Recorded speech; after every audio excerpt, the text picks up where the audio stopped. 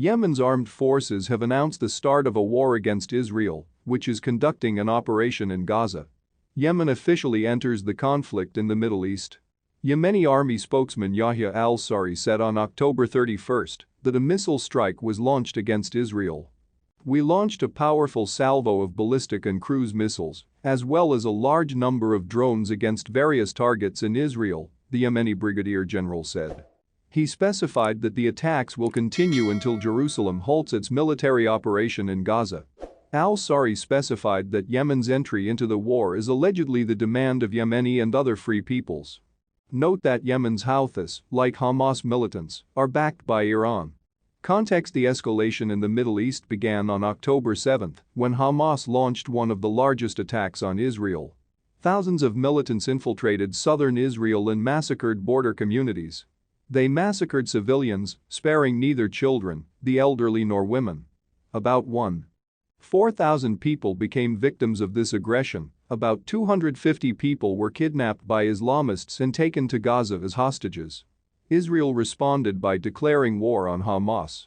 The other day began a ground operation of the Israeli army in the Gaza Strip. Earlier in Gaza, for the first time in 18 years, raised the flag of Israel. "We also wrote that Erdogan directly threatens Israel and the West with war." Also, Iranian-backed Houthi rebels in Yemen claimed responsibility for today's attack on Israel's southernmost city of Eilat.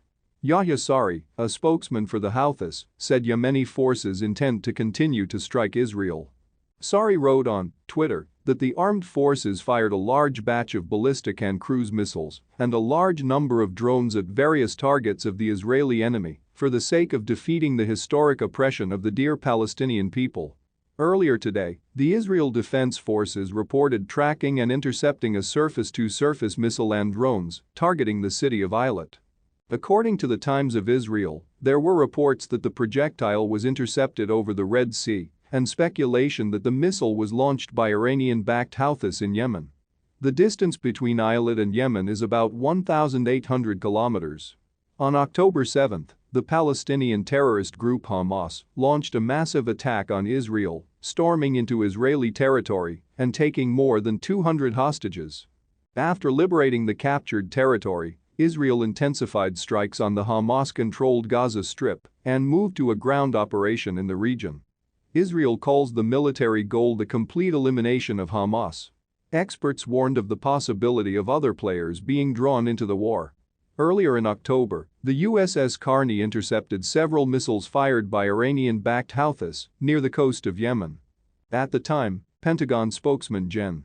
Pat Ryder said the U.S. preliminary assessment was that the destroyer itself was not the target of any missiles or drones fired by the Houthis.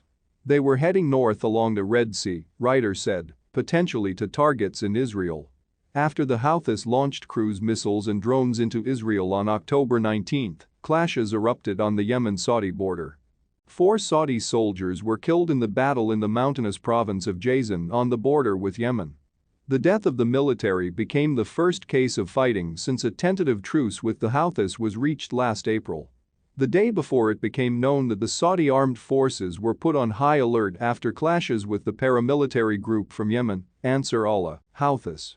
The political situation in Yemen is very complex and unstable. Since 2014, the country has been in a state of civil war, pitting the Iranian-backed Houthis against the Yemeni government backed by Saudi Arabia and other Arab countries.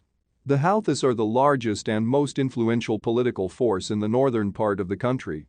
They control Yemen's capital, Sana'a, as well as much of the north of the country, including the port city of Hadida.